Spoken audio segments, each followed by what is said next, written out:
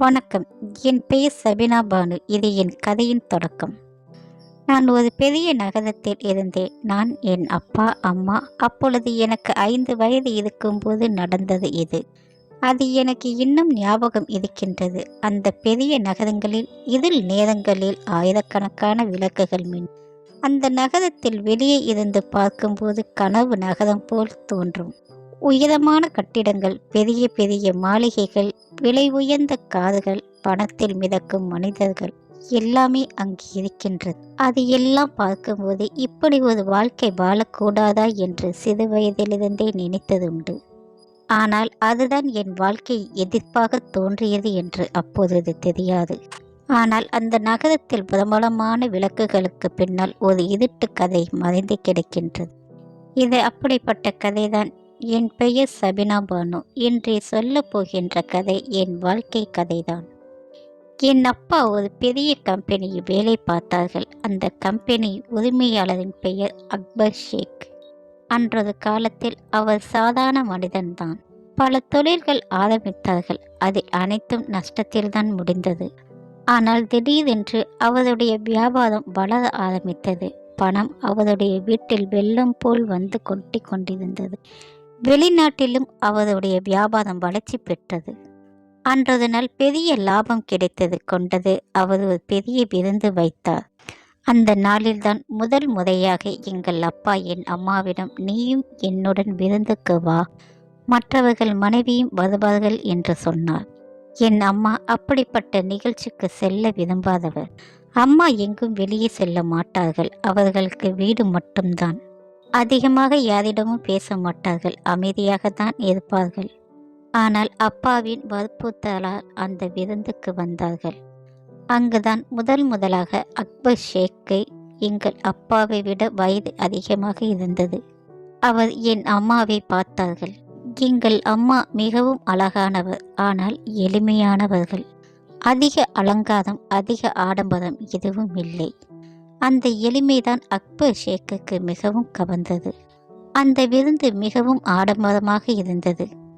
அதை நான் பார்க்கும்போதே எனக்கு அன்று மகிழ்ச்சி. பின்பு விருந்து முடிந்தவுடன் நாங்கள் வீட்டுக்கு வந்து விட்டோம். சில நாட்கள் கழித்து ஷேக் எங்கள் வீட்டுக்கு வந்தார்கள். என் அம்மாவிற்கும் எனக்கும் பரிசுகள் கொண்டு வந்தார். அப்பா அதை மிகவும் பெருமையுடன் எடுத்துக்கொண்டார்கள். எங்கள் வீட்டுக்கு ஷேக் வந்திருக்கின்றார் என்ற மகிழ்ச்சிதான். அதற்கு பிறகு ஷேக் எங்கள் வீட்டுக்கு அடிக்கடி வர ஆரம்பித்தார்கள். அவர் அம்மாவை அண்ணி என்றுதான் அழைப்பார்கள். எனக்கு சாக்லேட் பொம்மைகள் கொண்டு வந்து கொடுப்பார். நான் அப்பொழுது சிறிய குழந்தை. என்ன நடக்கிறது என்று புரிந்து கொள்ளும் வயது இல்லை. அன்றது நாள் அவர் அப்பாவிடம் ஒரு பெரிய செய்தி சொன்னார்கள். உங்களுக்கு பதவி உயர்வு கிடைத்திருக்கின்றது, சம்பளமும் அதிகம். ஆனால் அந்த பதவிக்காக அமெரிக்கா செல்ல வேண்டும் என்று சொன்னார். அப்பாவிற்கு மகிழ்ச்சியாக இருந்தாலும் கவலையாகத்தான் இருந்தார். ஏனென்றால் குடும்பத்தை விட்டு தூரம் செல்ல வேண்டியது. அப்பொழுது ஷேக் அவரை சமாதானப்படுத்தினார். நீங்கள் அமெரிக்கா சென்று செட்டில் ஆன பிறகு உங்கள் மனைவி மற்றும் மகளை அங்கு அனுப்பி வைக்க ஏற்பாடு செய்கின்றேன். இந்த வாய்ப்பை விடாதீர்கள். நீங்கள் சென்று வரை உங்கள் குடும்பத்தை நான் பார்த்து கொள்கிறேன் என்று அன்பாக சொன்னார். அப்பா அவருடைய வார்த்தைகளை நம்பி அமெரிக்கா செல்ல தயாரானார். அப்பா அமெரிக்கா சென்ற பிறகு வீடு சோகமாக இருந்தது. ஆனால் பணம் அதிகமாக வர ஆரம்பித்ததால் வாழ்க்கை சுகமாக இருந்தது.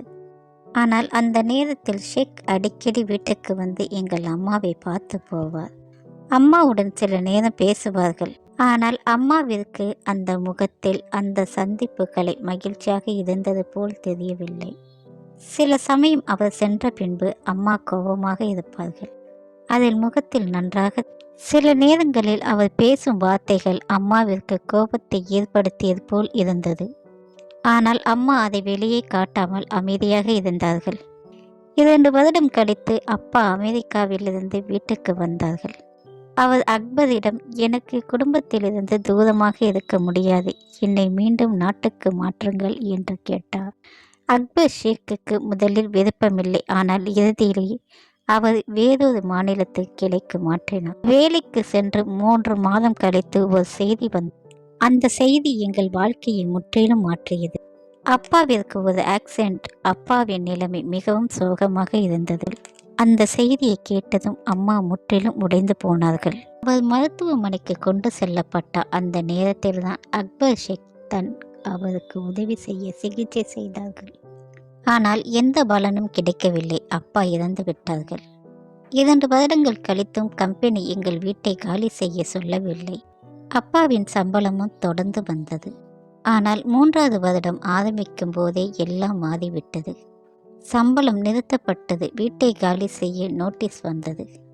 அந்த நாளில்தான் அக்பர் ஷேக் எங்கள் வீட்டுக்கு வந்து அம்மாவிடம் நீண்ட நேரம் பேசினார்கள். அம்மா அழுதபடி மறுத்தார்கள். மறுநாள் அவர் மீண்டும் வந்தார். இந்த உலகத்தில் ஆதரவு இல்லாமல் வாழ்வது மிகவும் கடினம். உங்களுக்கும் உங்கள் மகளுக்கும் நல்லது. நான் சொல்வதை ஏற்க வேண்டும் என்று சொன்னார்.